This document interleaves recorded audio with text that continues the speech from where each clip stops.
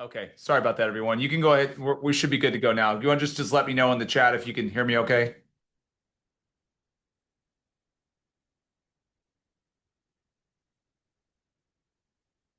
Okay, can we have a yeah, okay. Awesome. Okay, so you can hear me now. I love it. Sorry for that. We generally don't have technical issues like that, but I'm glad we got a chance to get it all figured out. All right. Let's go ahead and since you guys didn't hear me, I'm just gonna just kind of just scroll back a little bit to my presentation. Since I was chatting away and you guys didn't get a chance to hear what I had to say. But ultimately, just wanted to share with you that, we are a proud partner of the Maryland Alumni Association, and we get a chance to teach classes like this 4 times a year. So tonight's class, or we'll make sure we get you out of here by the top of the hour. But ultimately, the way the design of this class works is we're going to have it very interactive for you. So just like we've been communicating on chat here with our technology issues, you can drop questions in the chat, or you can use the Q&A function within Zoom. And then, of course, I'll be your presenter this evening. And American Pacific Mortgage, we are a nationwide lender. So obviously, we're working in partnership with the Maryland Alumni Association, but we are the 9th largest lender in the industry. So we're very equipped to help support all of our clients all across the country. Our team in particular focuses on homebuyer education. So of course, that's why you're seeing a class like this. All of our classes, we record these classes. We actually put them up on our YouTube channel. So you'll see that available to you tomorrow. We'll also share back with you all of the slides from today's session. All right. Now, in the terms of talking points for tonight, we're going to talk a little bit about the housing market, what's happening there. We're also going to spend some time talking about interest rates, and we're in an interesting time right now because the Federal Reserve has a meeting next Wednesday, so I'll kind of give you some commentary on that. I do want to walk you guys through a rent versus buying calculator so you can kind of understand, like, what does it look like if I continue to rent, if that's my situation, versus what could it look like if I decide to purchase a home. Talk a little bit about credit. We'll look at loan programs that are available to you. We'll kind of take more of a high level look at those, but certainly some of the loan programs you've maybe seen in the past. We'll also talk about savings for home ownership. That tends to be one of the biggest challenges for most of our home buyers is how do we save up enough for home ownership? And then we'll talk about first-time buyer programs available to you in maybe your local market, depending on where you're thinking about purchasing. But we'll kind of give you a look at some of the Maryland-focused programs. And then one of our most important things we talk about in our sessions is the buying process. Where do we go after tonight's class?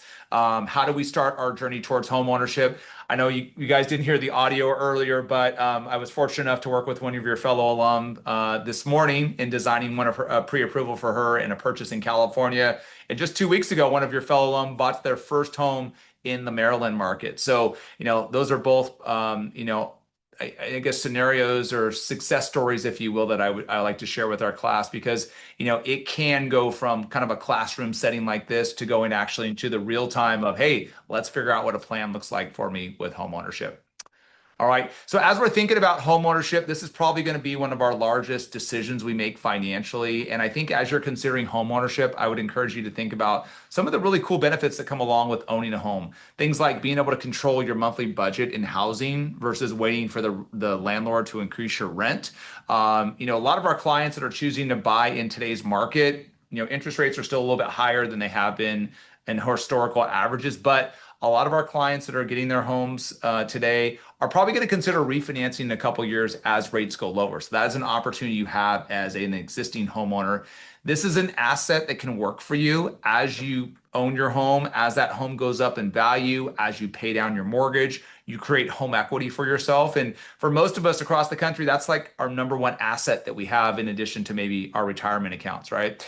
And as we look at home ownership, it's not the same as renting because there's some tax benefits that come along with owning a home. Things like tax deductibility of interest, maybe some tax benefits that can exist for you if you make energy efficient upgrades to your home. So when we're thinking about home ownership, it really is truly a difference maker. It's not necessarily a fair comparison to look at, what it would be as a homeowner versus a renter, because renter budgets, you're not going to be able to factor in all the great benefits that come along with owning a home. Now, to kind of frame that up for us a little bit better, what I thought I would do is share with you our rent versus buying calculator. We have a bunch of different tools that are available to you on our website. In fact, we'll be sharing those out with you tomorrow. I will be sharing all the slides from tonight's session with you, as well as the recorded version of our class tonight. But I want to walk our class through this rent versus buying calculator. when we work with our clients for their one-on-one consultations, I like to kind of dive into this calculator just to kind of share with you the differences between renting versus owning. And I wanted to kind of just frame this up for our class here with an example we kind of pre-filled out for tonight's class. So if we look at this rent versus buying calculator and we made some assumptions around maybe someone that's buying a $450,000 home with 3% down payment, that would mean they're financing 97% of their purchase price at an average interest rate of, say, 6.1%. We assume maybe a 30-year fixed mortgage product, which that's for most first-time buyers, it will be a 30-year fixed mortgage. And then the scenario assumes someone that's going to buy in the month of December. So just in a couple months here. And then when we put less than 20% down, we're going to have mortgage insurance. And we're going to talk more about PMI or mortgage insurance in just a bit. That is based upon credit score and what your down payment is and how much you finance. We also factor in homeowners insurance, what the property taxes might look like for you on your respective home. And if I'm buying a condo, maybe a townhouse, there might be HOA fees that are part of that property. So this scenario, we didn't add that in, but certainly if you're looking at those type of properties, we would want to factor that in. And then we have we're looking at the tax bracket that we're in. So this particular individual is at a 25% tax bracket. We have the annual maintenance costs of my home, how much it's going to cost to sell my home eventually at some point in time, what my home's going to appreciation rate is going to look like. And we put 3% for tonight's scenario. And then on the rental side of the equation, we took in consideration someone's paying $2,000 a month in rent with renter's insurance costs and that rent going up by about 2% on a monthly basis or an annualized basis, I should say.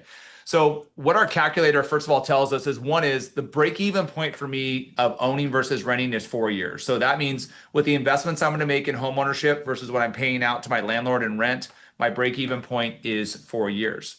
So that's a pretty short span of time. Now, where it gets really kind of exciting is that if I take a 10-year snapshot of owning versus renting, if I'm an owner for the next 10 years versus renting for the next 10 years, I have an $82,000 opportunity of owning versus renting. And then in addition to that, we talked a little bit about home equity as being a homeowner. Now I have about $238,000 in home equity as part of my wealth, if you will. So that's the difference maker, if you will, when it comes to home ownership. And so when we're thinking about building our own specific plan to home ownership, I always encourage clients to take a look at that calculator because there's a lot of great benefits that can be a part of home ownership. Now, it has to be right for you, right? We have to make sure we can design an affordable monthly budget for you, but ultimately factoring things like tax benefits and equity appreciation should be part of the calculation for all of our buyers. Now, as we think about entering the housing market, we obviously got to look at what's going on with the housing market, right? What's the data suggest? Is this the right time for me? Are prices at a level that I can afford?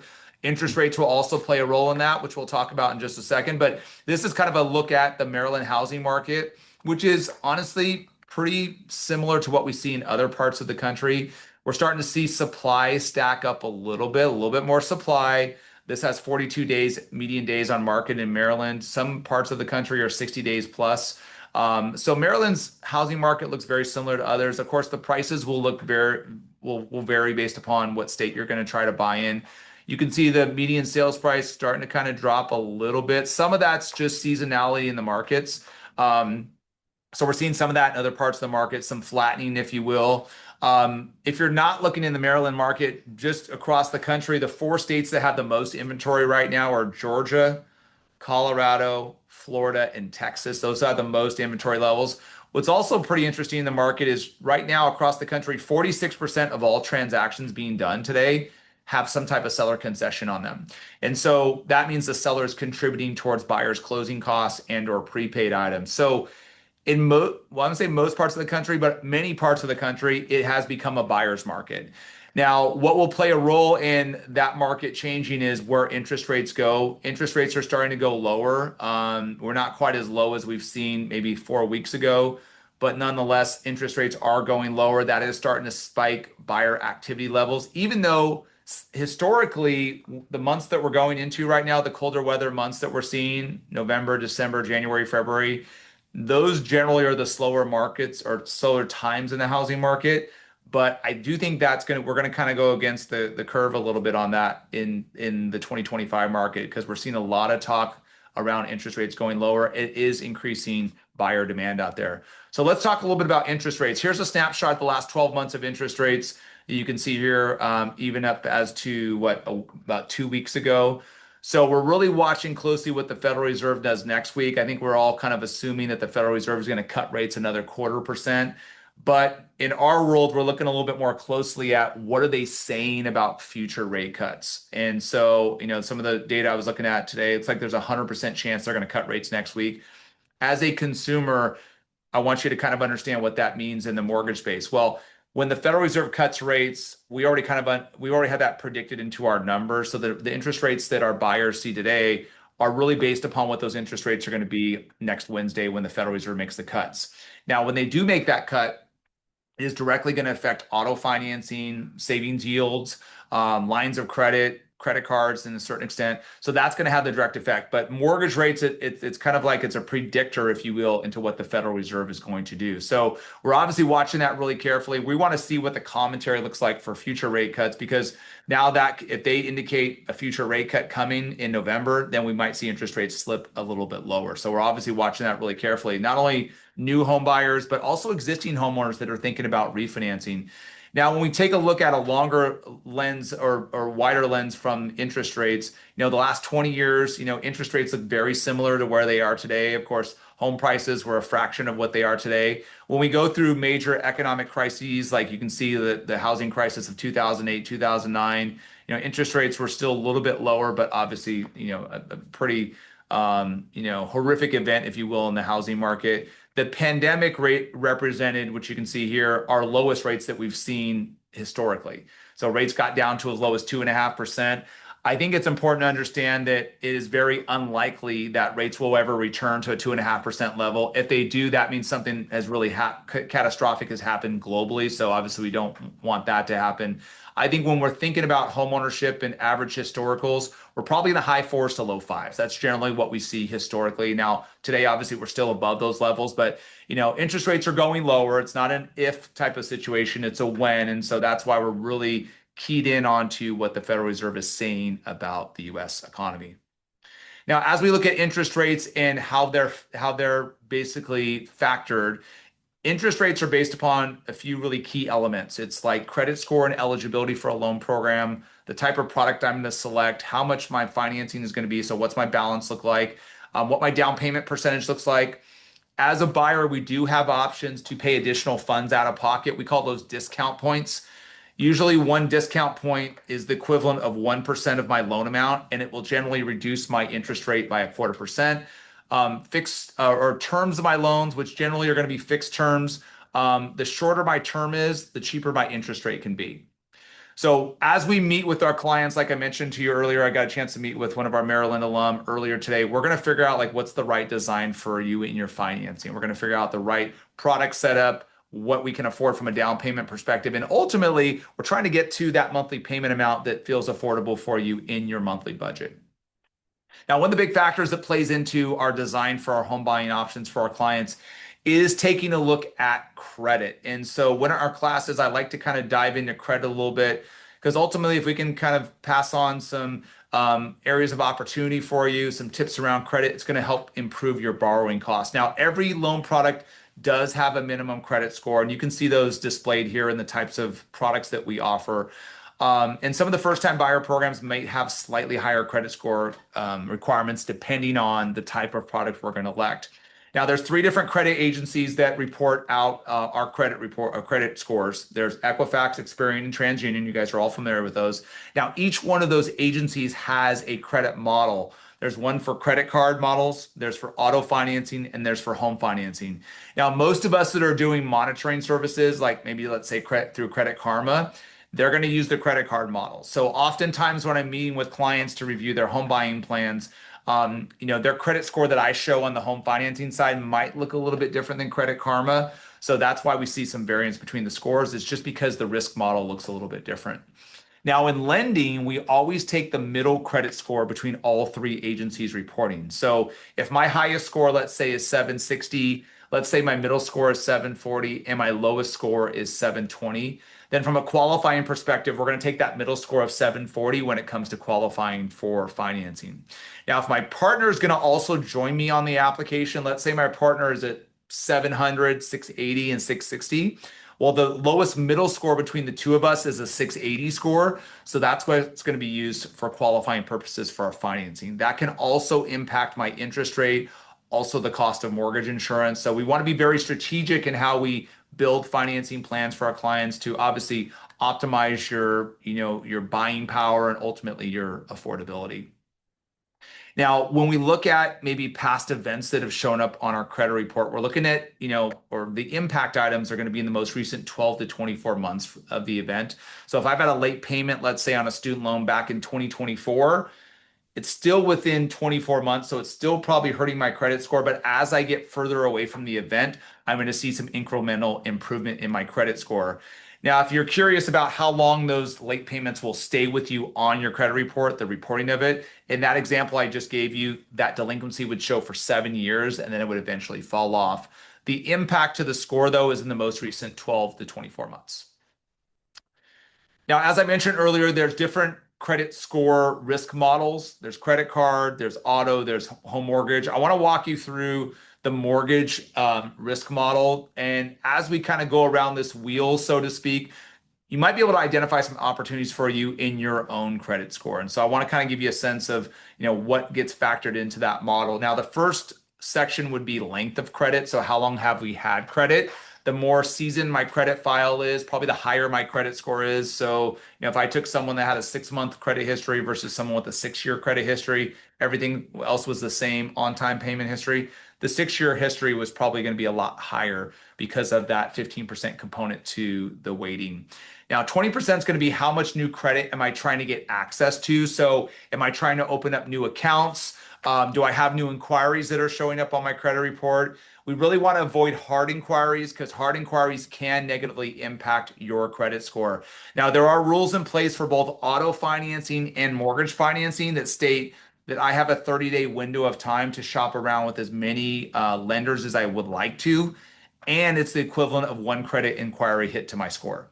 All right. Now, in our world and how we process applications for our clients, we only start with a soft credit check. And the reason why we choose to do that is because we want to make sure we can provide you guidance and structure a home buying plan for you without impacting your credit score. So we always start with a soft credit check. And then 30% is the amount owed in revolving credit. Now, that's probably our biggest area of opportunity for most of our clients. We're looking at credit limits versus credit balances. So if I had $10,000 in credit limits and my balances were $7,000, currently I'm at 70% utilization of credit. So my score has probably taken a little bit of a hit because of that. Once I can get that balance down below 50% or $5,000, my score will probably start to bounce back a little bit. And then if we're trying to figure out what's the optimal level, you want to be at 10% or less of your credit limits. Now, here's a tip for you how to manage credit card or revolving debt. If you look at one of your statements, you have a statement or billing cycle date. That is the date that all your activity from the previous 30 days, that's when it closes out on your credit card or revolving account.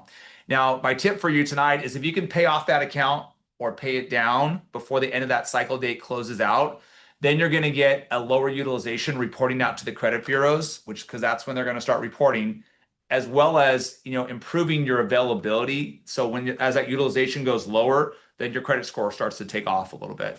So that's how I would encourage you to kind of manage revolving debt.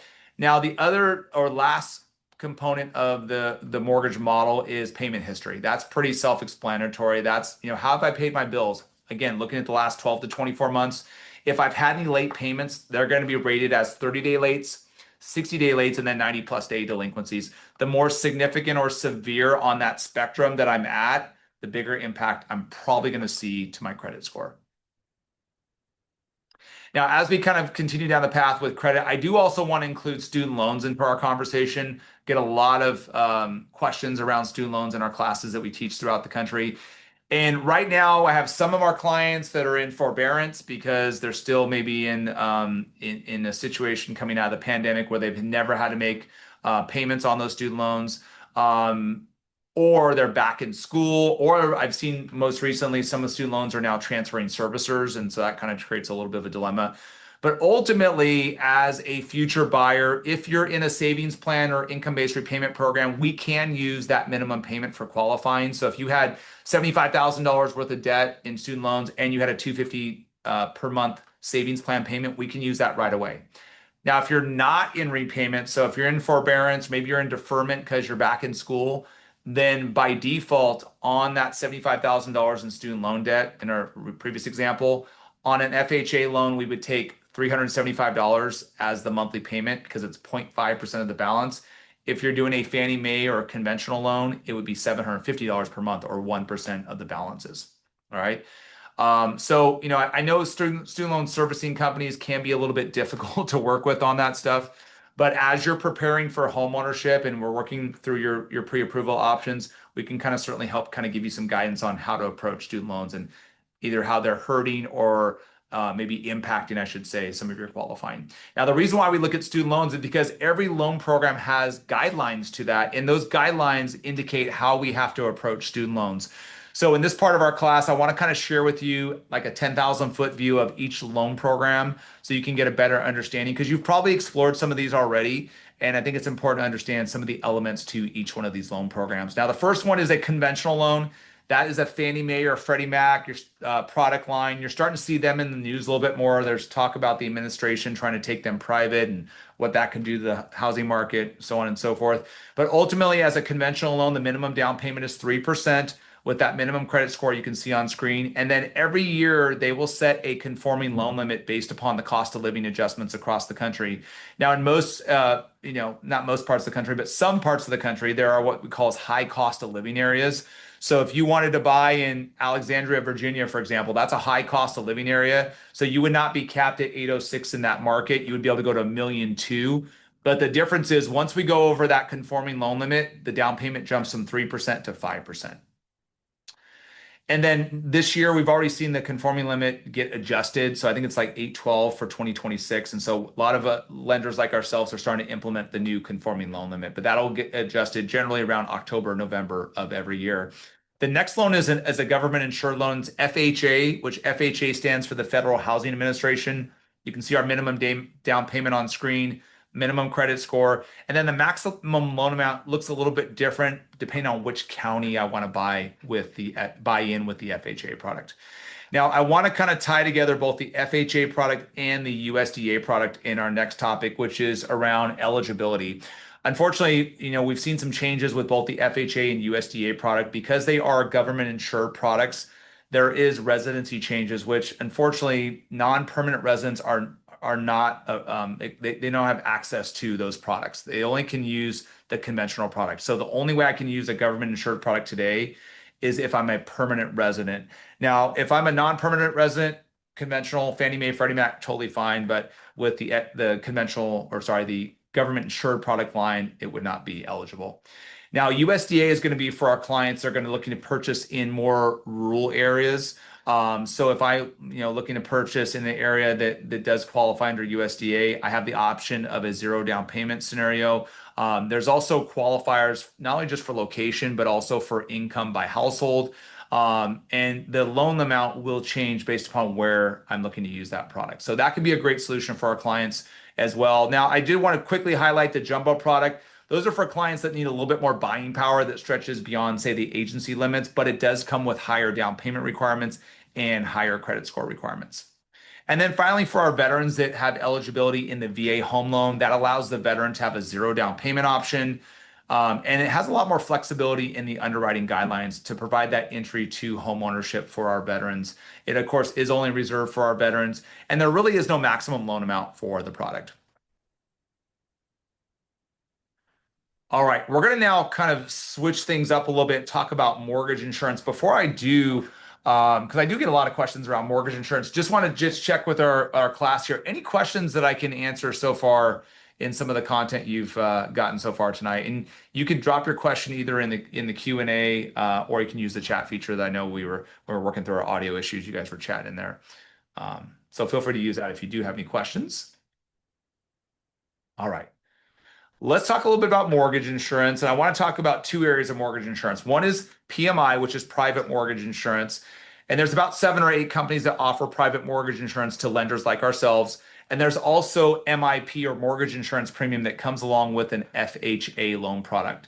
So let's talk first about the conventional loan product. So conventional mortgage insurance is based upon credit score, what my down payment looks like, and then how much I decide to finance. So it can vary for every buyer.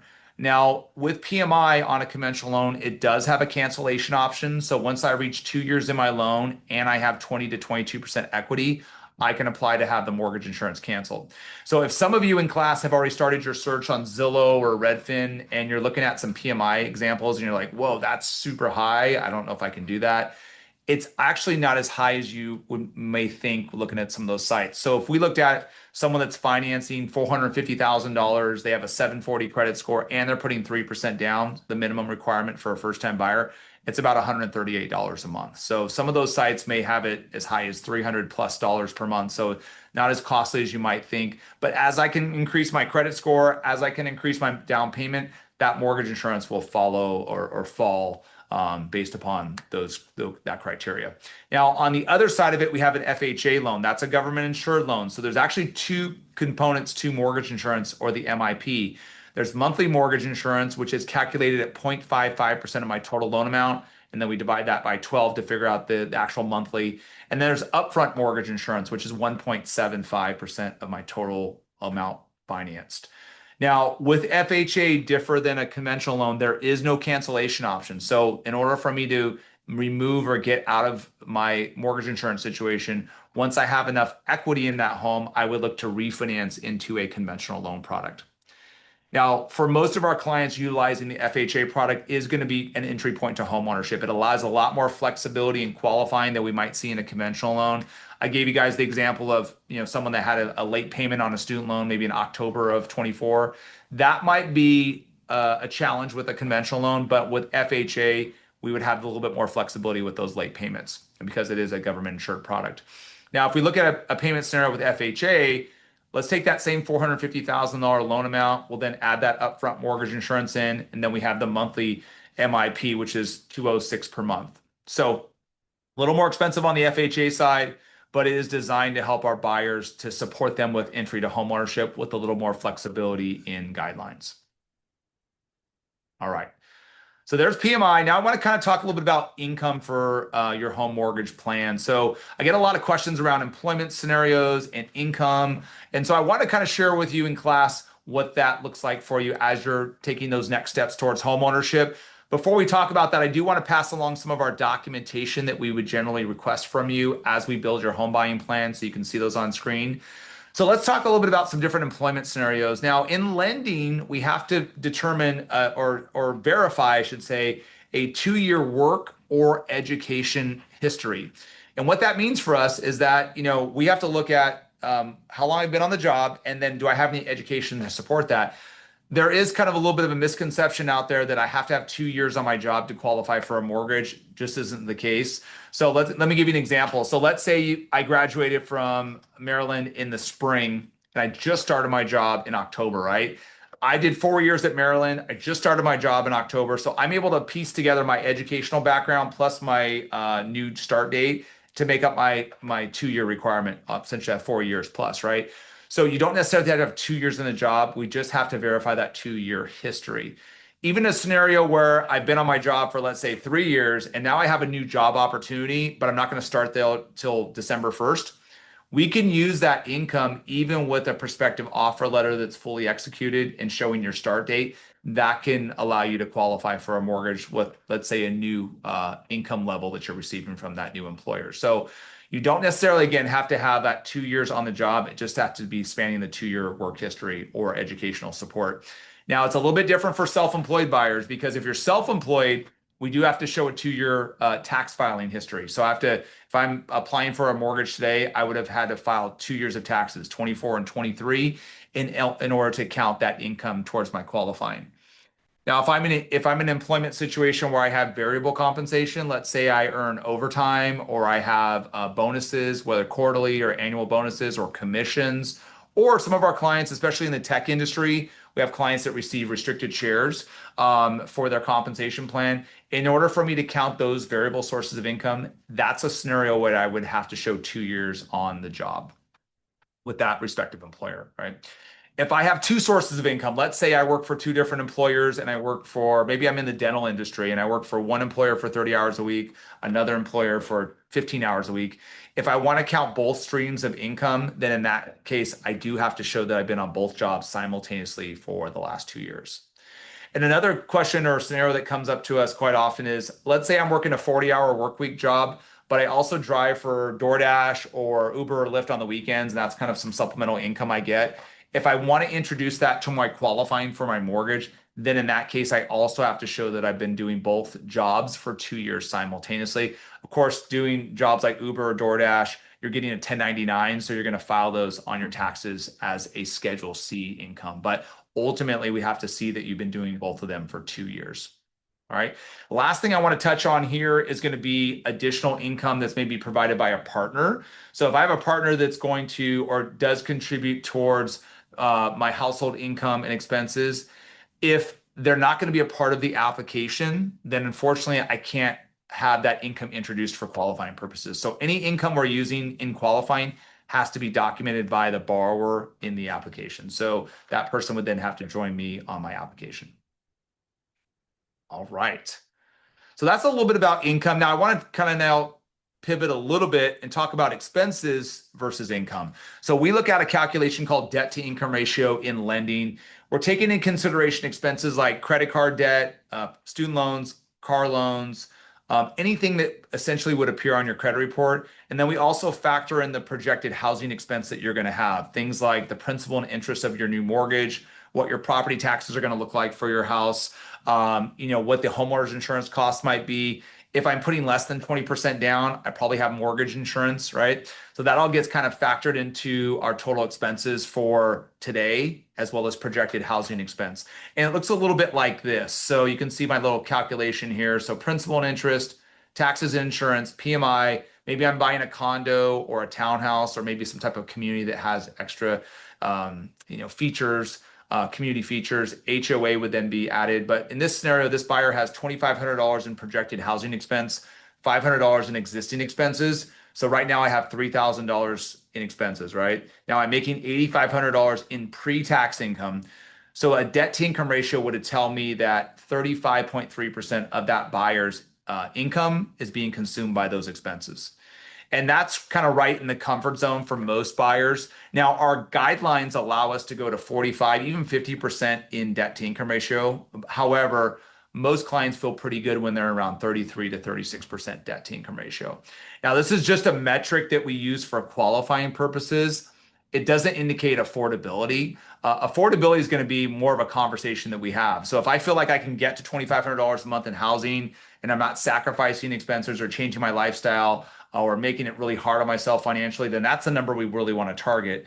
But of course we want to make sure we can accommodate and get you to a buying power that's sufficient for you. So those are conversations that we'll have as part of your one-on-one virtual session. And we'll talk more about that in just a few minutes. I want to go through our last component before we talk about assistance programs and the buying process to kind of share with you a little bit about savings for homeownership.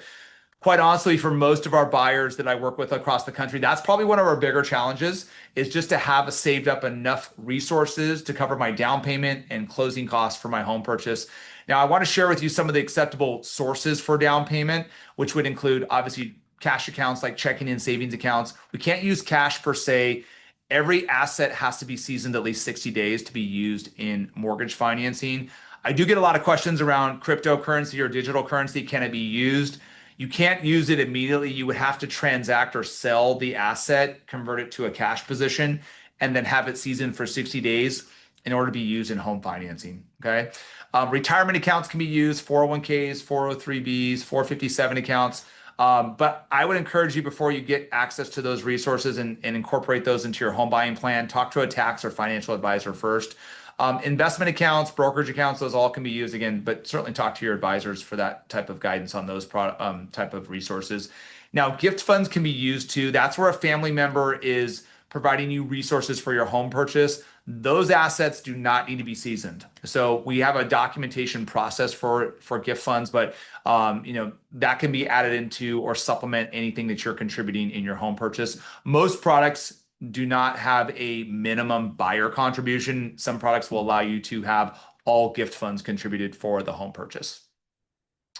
Now, as I mentioned, savings can be a challenge for homeownership. So one of the things I like to do in our classes is just give you a really simple approach to savings for homeownership. And it looks a little bit like this. So if today I'm in a position where I'm at, say, a $2,000 rent budget, right? So that's what I'm paying to my landlord on a monthly basis. But after meeting with me for your virtual consultation, we've kind of determined that you could probably afford $3,500 a month to stay within affordability for your home purchase. So what I would encourage that buyer today, if they're really struggling to meet the mark in terms of savings, then I would start saving today like I'm making that $3,500 mortgage payment. So essentially, on November 1st, when I pay my rent, then I create that habit or discipline that I take that additional $1,500 that's above and beyond my rent payment and I transfer that to my savings account. So effectively, I'm paying $3,500 a month, right? It does a couple important things, right? One is obviously we create savings for ourselves. And, by the end of 6 months, I have, over $9,000 in my account if I include interest. At the end of the year, I have $18,000 accrued in my account. So I'm growing that nest egg for homeownership. And it creates that habit or discipline that I can afford that $3,500 a month. And it's not so strenuous on my budget. So it's not, a shock to my budget to be able to take on that $3,500 payment. But that's a great way. I know it's a simple calculation, but it's a great way of getting yourself prepared for home ownership. Now, assistance programs can also close the gap for you when you think about the minimum down payment versus, what you have available to yourself today. Now, in Maryland, we have the MMP First Time Advantage program. You can see the amount of resources you can get there. It allows you some different low interest first mortgage products of 3% down or 5%. And you can get assistance to cover those minimum down payments for those products. The MMP Flex Loan allows you to get lower interest options to be able to support, again, resources for down payment for closing costs. You can see the Flex 500 and the Flex 3% product. Most of these programs, like I'm highlighting for you today, are going to be targeting clients that make anywhere between 80% of the median income to as high as 120% of the median income. So there will have income limits based upon the county that you want to purchase on using those products. Now, this is just the Maryland market. If you're joining us from other parts of the country, or you're looking to buy in Texas or Colorado or California, wherever you might be, there are similar programs. Most states across the country have what they call an HFA or Housing Finance Agency. It's designed to support low to moderate income future first-time home buyers. Now, within APM, we do have our Pathway DPA program that does not have income limits. It only works with FHA, but allows you to get resources of anywhere between 3.5% to 5% of your sales price in assistance funds. In California, there's a GSFA product as well as the CalHFA program. And then Fannie Mae for low-income housing buyers does have resources available to you to help support you with credits towards your closing costs. All right. So I'd encourage you, if you're thinking about utilizing first-time buyer programs, let's get connected after tonight's class. Love to be able to walk you through what's available to you in your respective market. All right. Last thing we want to cover before we wrap up tonight's class, I think probably one of the most important things is the buying process. Like, where do I go from here? That's probably our number one question that I get from inquiries from future home buyers with us is, how do I start the process? Where do I go? So after tonight's class, we would encourage you to get connected with us for a free virtual consultation. That's where I meet with you for a 30-minute session, which basically is just to design your home buying options for you. There is no obligation to that. It just equips you with the blueprint, if you will, for home buying. Now, what comes out of that session with us is step one in our workflow of the buying process, which is essentially to be pre-approved for your home purchase. That's what I just did this morning for one of your fellow alum, is just to provide a blueprint for home ownership so she knows exactly what she qualifies for and can take the next steps to now take a look at homes whenever it's convenient for her. Now, that pre-approval is good for 60 days, but it can be recertified at any time. There's no really rush. We want to make sure you do this in an adequate timing that works for you financially. Now, step two is going to be the house hunting phase. That probably is starting online and eventually will transition to in-person. We always encourage our clients to talk with a local realtor that can help you with that and be a resource for you in negotiating or understanding more about the community that you're thinking about buying in, organizing inspections for you, whatever the case may be. Now, the longest probably cycle within this workflow is probably step two, because depending on what community you want to be in, depending on what type of property you're looking for, it could take longer. Especially in today's market, right? But ultimately, once you identify that property, you're going to write an offer to that seller. If the seller accepts your offer, then you're going to move to the next milestone or next step, which is step three. And that is meaning you're now entering escrow. You have a ratified contract with a seller. Now, within 24 hours or less of that notification, we're going to give you a call and say, hey, congratulations, you did it. You have an accepted offer. Let's talk a little bit about next steps in the process, and let's get you scheduled for your next virtual follow-up consultation so I can review all your current numbers for you. Let's talk about interest rates, what's happening there. Let's go through our disclosure process. And we want to make sure that you feel fully informed as we start this journey together, because now the numbers are going to be more detailed out and it's real-time numbers based upon what you've agreed to with a seller. Now, you do have other action items as a buyer for that home, things like making an earnest money deposit for your transaction. Usually that's 1% to 2% of your purchase price, but those funds do count towards your total out-of-pocket expense. Now, within most contracts across the country, there is a contingency period, which essentially allows you to do your research on the property, like getting the house appraised to make sure the house is worth what you're buying it for, getting the house inspected, which your realtor will help organize inspections, getting your loan approved to make sure your loan financing is all secured. So all those things generally will happen within anywhere between 17 to 21 days within the contract period. Now, as we look at these milestones, in most parts of the country, it's 30 days from accepted offer to getting the keys to your house. Now, sometimes they can be shorter than that. Some parts of the country I work in, it's 14 days because it's very competitive markets. But the rule of thumb is usually 30 days. All right.